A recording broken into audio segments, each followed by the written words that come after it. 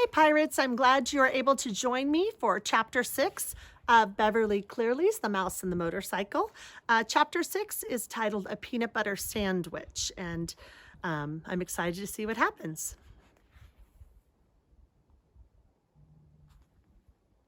I told you to be careful, scolded Keith when his parents had gone to dress and Ralph had crawled down his arm into his hand. It wasn't my fault the door blew shut. Ralph jumped from the hand to the bedspread. Though Keith was a friendly boy, even a generous one, Ralph did not like the feel of skin against his paws. It must be terrible to go through life without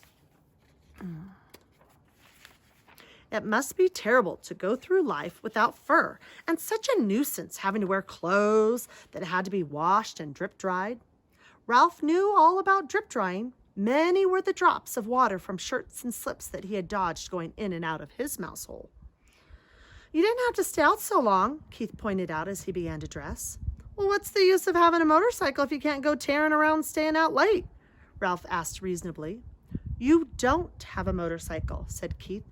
I just let you use mine. And you better be careful. I like that motorcycle and I don't want anything to happen to it. I'll take care of it, promised Ralph, somewhat chastened. I don't want anything to happen to it either. It's going to be harder to get a chance to ride it now that my mother has seen you, said Keith. She's a terribly good housekeeper, and she's sure to complain to the management. Speaking of breakfast, you people are too tidy, complained Ralph. I'm not getting enough to eat around here. You don't leave any crumbs. Oh, I never thought of that, said Keith. What would you like to eat? Ralph was astounded. This was the first time in his life anyone had asked him what he would like to eat. It had always been a question of what he could get his paws on. You mean I have a choice? He asked, incredulous. Sure, said the boy. All I have to do is order it when we go down to breakfast and then bring you some. Ralph had to take time to think. After a diet of sweetback and graham crackers provided by little children, bits of candy, and an occasional peanut or apple core left by medium-sized children, or a crust of toast or a dab of jam left by an adult who had ordered breakfast sent up from room service, the possibilities of choosing his own meal were almost too much. I know what I'd like, Ralph said at last, but I don't know what you call it. Once some people who said that they were almost out of money, they stayed in these rooms. They had 4 children and all of them hungry, and they couldn't afford to go to the dining room. So they got some bread and they spread it with something brown out of a jar, and they put some more bread on top of that. They whispered all the time they were eating because they didn't want the maid or the bellboy to know that they were having a meal in their room. Afterward, they all got down on their hands and knees and picked up every single crumb on the carpet so no one would guess that they had eaten in their room. It was a great disappointment. It smelled so good, like peanuts, only better. The boy laughed. That was a peanut butter sandwich. Sure, I'll bring you a peanut butter sandwich, or part of one. I'll eat part of it myself. It'll be kind of a funny breakfast, but I won't mind that. Where will you leave it? Asked Ralph. Keith thought a minute. Where do you live? He asked. In the knothole under the window. No kidding, Keith asked. That's the hole I poked my finger in last night. I'll say you did, said Ralph. It scared me out of a year's growth. Nobody has ever guessed it's a mouse hole because it's a knothole instead of a chewed hole. I'll tell you what, said Keith. I'll bring up part of a peanut butter sandwich and poke it through the knothole. Just like room service. Ralph could not have been more pleased with the suggestion. What about the motorcycle? He asked. Where are you going to leave that? In my suitcase, I guess. Aw, come on, pleaded Ralph. Have a heart. Leave it someplace where I can get it while you're out during the day. You're supposed to be in your mouse hole asleep, not riding around in the daylight where people can see you. Well, gee whiz, can't a fellow even look at it? Asked Ralph. I bet you like to look at big motorcycles yourself. Yes, I do, admitted the boy. Well, I'll leave it back under the bed, like I said, but you promise not to ride it until after dark? Scout's honor. Ralph jumped off the bed and ran off to the knothole. Ralph's home was furnished with a clutter of things that people drop on the floor of a hotel room. Bits of Kleenex, hair, ravelings. His mother was always planning to straighten it out, but she never got around to it.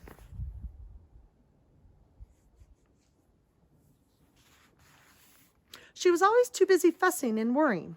Now, as Ralph expected, she was dividing rye crisp crumbs among his squeaky bunch of little brothers and sisters while she waited to scold him. "Ralph, if I've told you once, I've told you 1,000 times," she began. "Guess what?" interrupted Ralph in an attempt to change the subject. "Somebody in 215 is going to bring us a real peanut butter sandwich." "Ralph!" cried his frightened mother. "You haven't been associating with people?" "Ah, he's just a boy," said Ralph, deciding to keep the complete story of the dangers and the glories of the past night to himself. "He wouldn't hurt us. He likes mice." "But he's a person," said his mother. "That doesn't mean he has to be bad," said Ralph. "Just like Pop used to say, people shouldn't say that all mice are timid just because some mice are, or that all mice play when the cat's away just because some do." "Just the same, Ralph," said his mother, "I do wish you would be more careful whom you associate with. I'm so afraid you'll fall in with the wrong sort of friends." "I'm growing up," said Ralph. "I'm getting too old to be hanging around a mouse nest all the time. I want to go out and see the world. I want to go down on the ground floor and see the kitchen and the dining room and the storeroom and the garbage cans out back." "Oh, Ralph," cried his mother, "not the ground floor, not all the way down there. You aren't old enough." "Yes, I am," said Ralph stoutly. "There's no telling what you might run into down there. Mouse traps, cats, poison. Why, out by the garbage cans, you might even be seen by an owl." "I don't care," said Ralph. "Someday I'm going downstairs."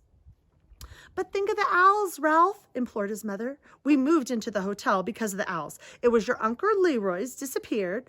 It was after your Uncle Leroy disappeared and his bones were found in an owl pellet."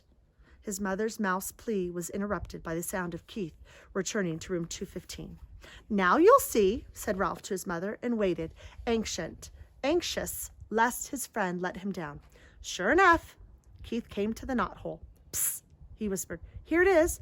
The waitress thought I was crazy, ordering a peanut butter sandwich along with my cornflakes for breakfast, but here it is." He stuffed half a sandwich, a bit at a time, into the hole where Ralph seized the pieces and pulled them all the way through. "Listen, we're going to be gone most of the day. The dining room is packing us a picnic lunch, and we're going to drive along some of the back roads and visit some old mining towns." "Thanks a lot," Ralph managed to say with his mouth watering. "Have fun." "See you tonight," said Keith. "Have a good day's sleep." Ralph's mother could not help being impressed by the sight of that peanut butter sandwich. "Just like room service," she marveled. "Why, it's a peanut butter and jelly sandwich, and it even has butter in it." "I told you he would bring it," Ralph could not help boasting, even though his mouth was full.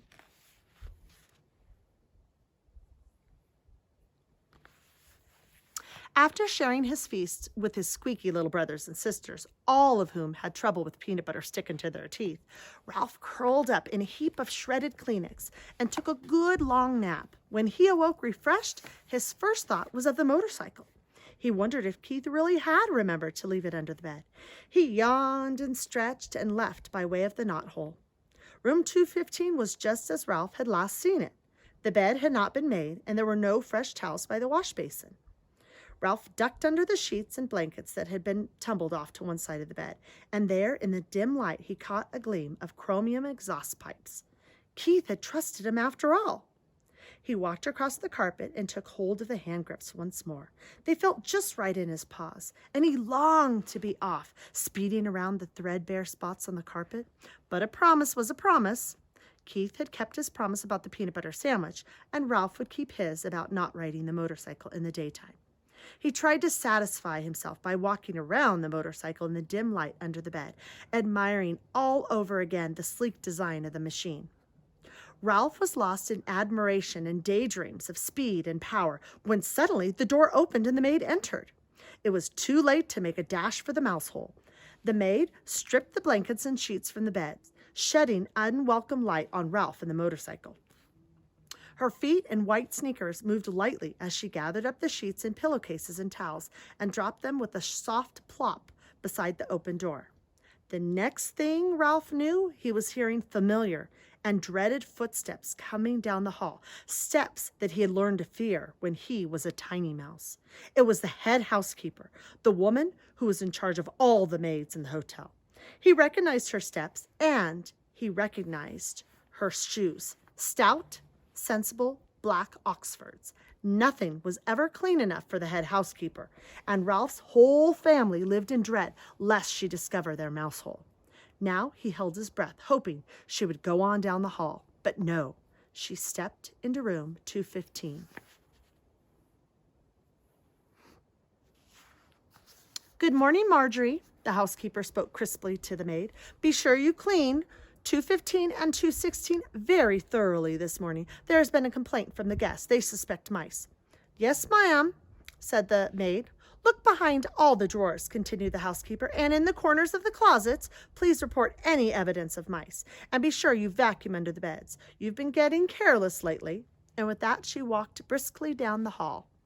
"Old grouch," muttered the maid as she reached into the hall for something that produced a sound that struck terror in Ralph's heart. It was the clang of vacuum cleaner attachments banging together. And that is the end of chapter 6. I'd love for you to join me for an exciting adventure of chapter 7, The Vacuum Cleaner.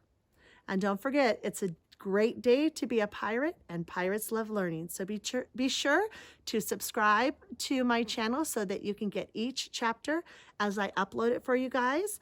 And I hope that you're having a wonderful day as I am here out in the country. Thanks, guys.